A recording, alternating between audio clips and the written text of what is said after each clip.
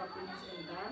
Kebetulan ini saya dari tugas CGT di modul 3.2 di aksi nyata itu mendapatkan tugas untuk melakukan diskusi atau sosialisasi tentang identifikasi aset atau sumber daya sekolah yang ada di SMP kita.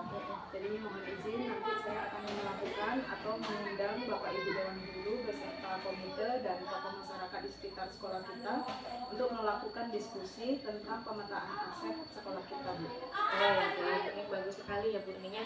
Mungkin nanti kita lebih terstruktur kalau sudah disampaikan seperti itu kan ke rekan-rekannya. Kira-kira kapan akan dilaksanakannya? Kebetulan karena sesuai agenda kami melakukannya untuk diskusi ini tanggal 26 Februari 2024, tepatnya hari Senin ini, Bu. Oh iya, boleh. Iya boleh, nanti di ini aja. Dinasikan ke teman-teman. Terima kasih Bu Bella. Kebetulan ini juga ada beberapa format.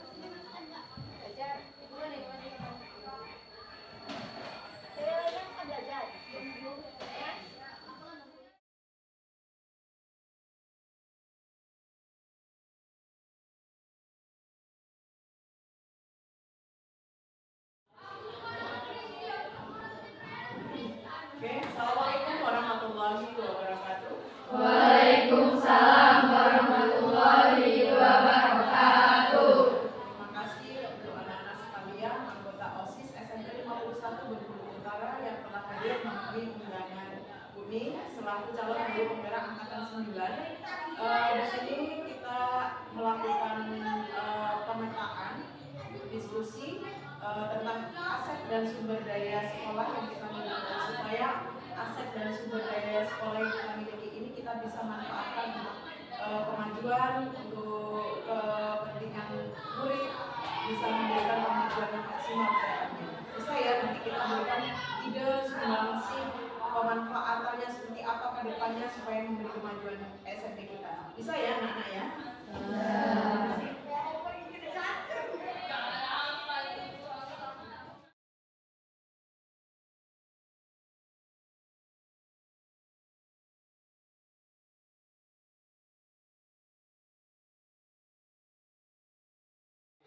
Oke, assalamualaikum warahmatullahi wabarakatuh.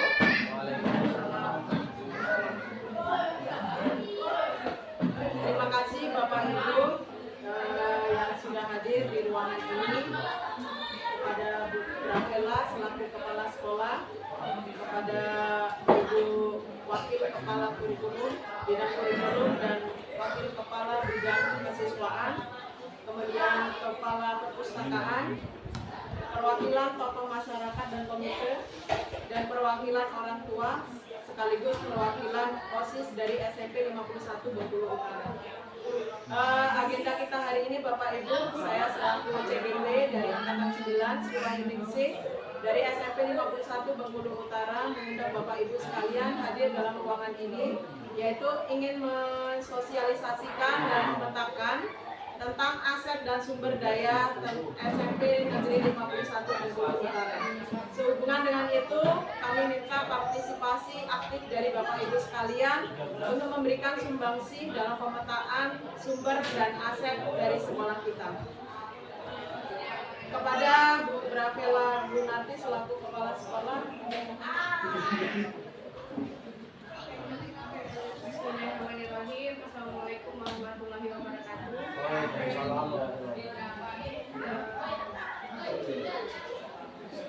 Baik Bapak Ibu semuanya, terima kasih atas kehadirannya di sini. Pada hari ini kita akan melaksanakan kegiatan tentang pemetaan aset sekolah yang merupakan salah satu tugas calon guru penggerak oleh Ibu Sri Wahyuningsi. Oleh sebab itu Bapak Ibu semuanya, mari kita ikuti bersama kegiatan hari ini agar nantinya kita bisa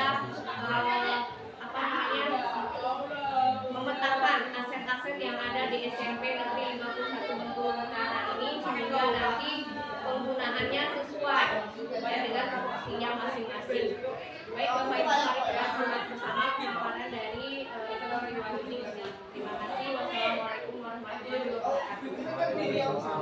Bersama paparan dari penting sih. Terima kasih. Wassalamualaikum warahmatullahi wabarakatuh. Ini kita akan masuk dalam sesi diskusi berkaitan identifikasi aset dan sumber daya yang ada di sekolah kita.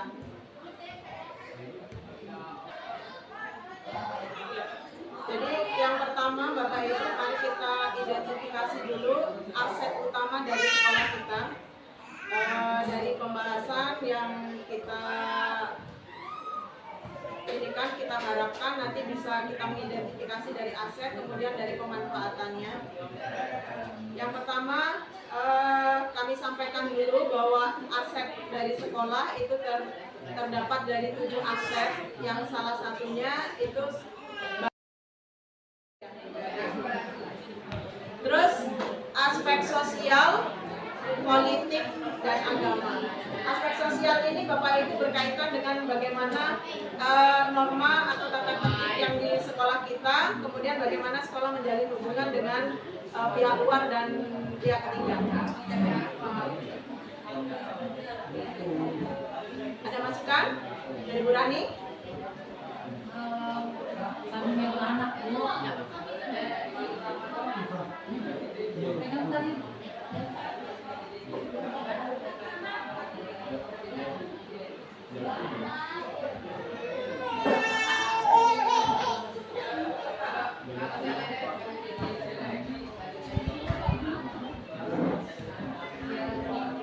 Tadi kalau untuk aspek politik atau sosial tadi Iya, yang sosial. dengan yang di luar sekolah kita kayaknya sudah banyak kegiatan.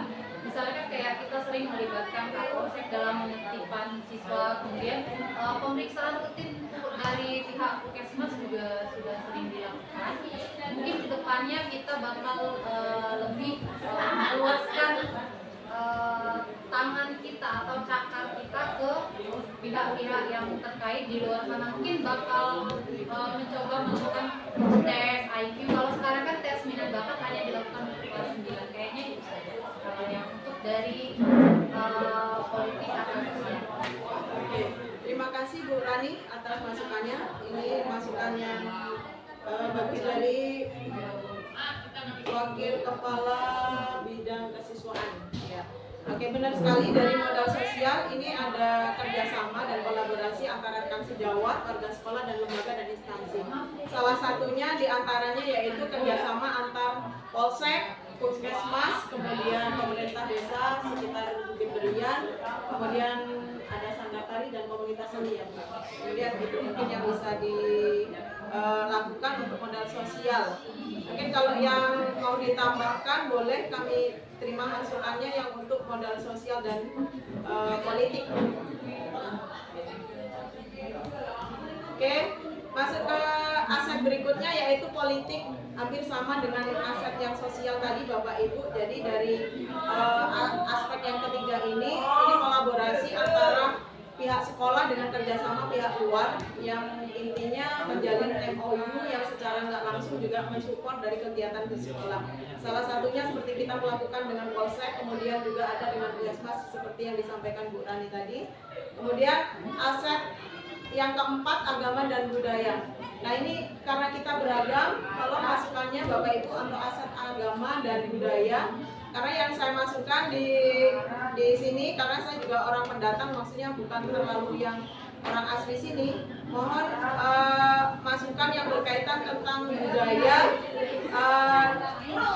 dan agama. Karena saya lihat di sini juga terlalu kompleks, karena masih ada beberapa yang mungkin nggak tercover, nggak bisa saya explore di sini karena mungkin keterbatasan dan pengetahuan saya. Silakan Bapak Ibu.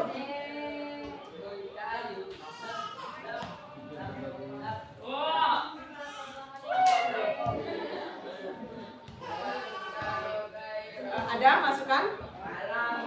Kak Rizky? Politik, agama, boleh agama dan budaya tadi ya.